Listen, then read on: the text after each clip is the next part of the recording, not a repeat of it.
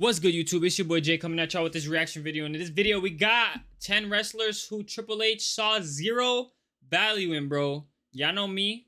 I'm a WWE professional analysis, and I got NBA professionalism analysis. So let's just check it out, bro. Let's see if this is facts. 10 WWE wrestlers Triple H saw zero value in. Number 10, MVP. MVP is agreed. That nigga could have got pushed way harder. Calling out Triple H for the way he handled theme song booking, perfect. Booking of other names such as Bobby Lashley and Omos. It became apparent earlier on during the Triple H era that WWE really didn't see much value in MVP as a manager. Oh, now, yeah, now he sucks. When Triple H lost interest back then he was hard, nigga. He had a good theme song, he had everything, but now he sucks. To offer WWE, as his work as a manager was well received by fans, and if the game had no interest in pairing MVP with Lashley or Omos, then he could have easily paired him with someone else on the active roster. MVP now finds himself in AEW, where he's reformed the Hurt Business, and whilst this is definitely a storyline that Triple H trying to be should have Kingpin. explored, it's great to see MVP back on TV on a weekly basis. Number 9, Baron Corbin. Now it came as a huge he tried Baron Corbin. Was released from his WWE I ain't gonna contract. lie, he tried Baron Corbin. Was said to be incredibly well liked backstage, and he had done nothing but to improve over the past few years. Before Corbin was recalled up to the WWE main roster, he proceeded to go on the run of a lifetime. Bro, one thing you gotta understand is that if the fans do not hype you up, you're not gonna have a chance, bro. It's all about money, business, and fans, bro. Time in NXT. This NXT run brought out the version now of Braun Corbin Breaker, everybody loves. That's why you see him with the and championship belt and everything like that. You know what I'm saying? His entire WWE career. But when he was called back up to SmackDown, it was an expectation that WWE, well, specifically Triple H, had concrete plans for him in place, but this was never the case. Corbin would spend his final run on the main roster in a dead-end tag team with Apollo Crews, and he would rarely get TV time. Ultimately, it made zero sense for Corbin to be moved back into the main roster with no plans in place. This was made evident by the fact that they released him just a few months later. Number 8, Austin Theory. Austin Theory was virtually handpicked by Vince McMahon to be one of the next top stars in WWE. His personality just sucks, though. X factor, and when Triple H took over WWE Creative, he basically decided that Theory wasn't going to factor into any long-term main event plans. It became obvious that Triple H wasn't president of the Theory fan club when he booked Theory to cash in the Money in the Bank briefcase. He would cash in on then US champion Seth Rollins and somehow lose his cash-in. A wrestler cashing in on any other title than the world title is a very questionable move. And for that wrestler to lose that cash-in is a defined credibility killer. No, you losing is crazy, my boy. Theory has found himself in a decent. Yeah, look what he's doing now. Like, he ain't doing nothing to it. Theory turning babyface approximately 1,000 times over the past 12 months. But it looks like Triple H has abandoned these plans for Theory, and as things stand, he's just lingering around SmackDown with nothing substantial to do, even going so far as to losing to Luke Gallows in a dark match. Number 7, Giovanni Vinci. WWE decided to move Giovanni Vinci. Oh, this dude? Nah, he sucks. It's a controversial move, as it was concerned. Wait, which one is Giovanni Vinci? Left or right? The right dude sucks. Had a ton of merit when Vinci would fail to make any appearances on TV for months on end. And when it was revealed that Vinci wasn't going to be repackaged, there was apprehension regarding straight steroids, bro. To the new gimmick. WWE's idea was to have him lose his return match to Apollo Crews in just seconds. In fact, this was the shortest match in WWE in 2024. Damn. What is supposed to get him over is anyone's guess, and since his return to TV, he hasn't won a single match on WWE programming, and this seems unlikely to change anytime soon. Vinci has a lot of talent to show, and he just needs to be given the platform to be able to express it. A run in NXT would do him wonders, as currently he's turned into the WWE main roster's resident jobber. Number 6, Jinder Mahal. Jinder Mahal had Jinder Mahal had mad hype too. That's crazy. Everybody thought The Rock was gonna fight him. That was funny as hell. Then he spent the rest of his WWE career. Everybody thought The Rock and him were gonna fight. Other talent over.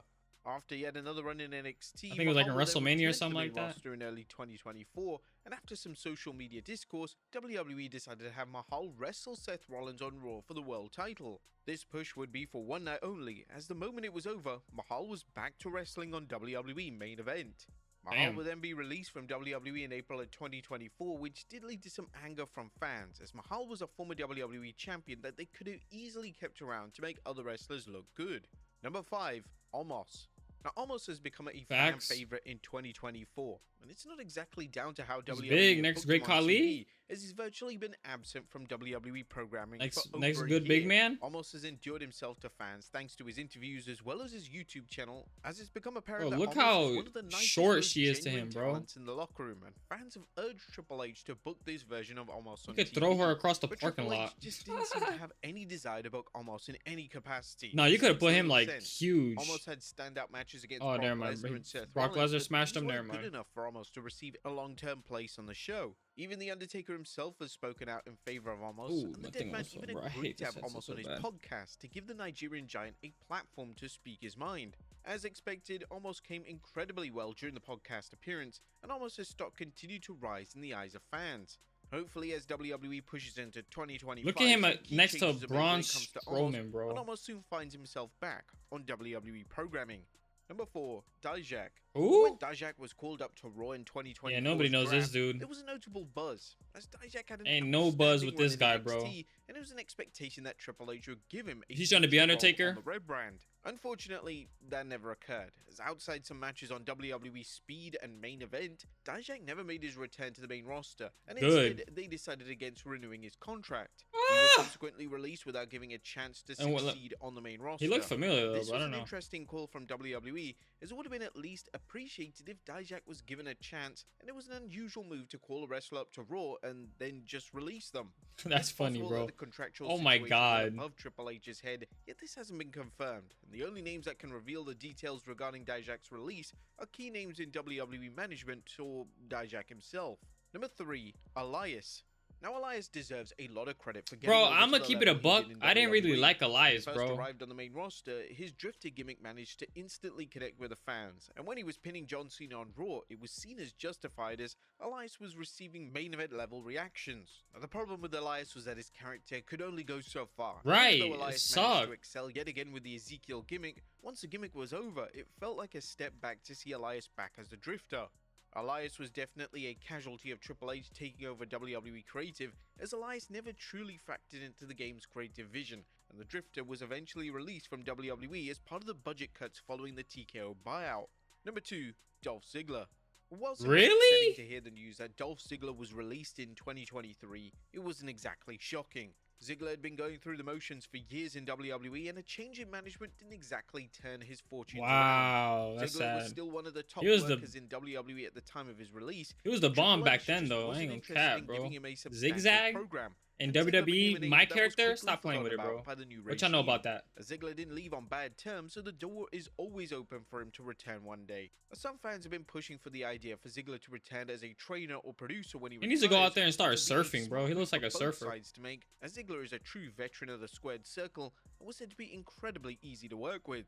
And number 1, Bobby Lashley. Now this is Since facts. his WWE exit, former WWE This is facts. They could have pushed him way harder, but like I said, it's on the fans and stuff champion like Bobby that. Lashley has been open and honest. Depending what the regarding his fans want to say, bro. When they get difficulties tired, working they with get the new tired. regime. Lashley was said to be a Vince McMahon guy, and after all, McMahon was the guy that made Lashley a multi-time world champion in WWE. Under the facts. leadership of Triple H, Lashley was pretty much a non-factor, as he would rarely be featured on the show, and if he was involved in a storyline, it was usually going to be a disappointment. This was seen with the pairing alongside the Street Profits, as the game tried to make the trio a villainous group despite the fans' endless. They don't got that cheering villain in them them, every bro. They don't single got that week. villain dog in It was them. evident that Triple H was struggling with the presentation of the Almighty, and as time went on, it was almost as if Triple H completely gave up. Lashley was a huge name to have under contract, and there were so many mega dream matches left to deliver, but for whatever reason, Triple H just wasn't remotely interested. But there you have it, folks. 10 WWE wrestlers that Wow. Triple H Let me know. chose. What do y'all think, bro? I agree on most of them. I ain't gonna lie, bro. If you're just not a favorite, if you're not just, you know what I'm saying, they're not gonna put you to work, bro. Straight like that, bro. It's a business at the end of the day. Triple H understands that, and he's working with how he has to work, bro. So like, comment, subscribe, and I'm gonna catch you on the next one, bro. Peace.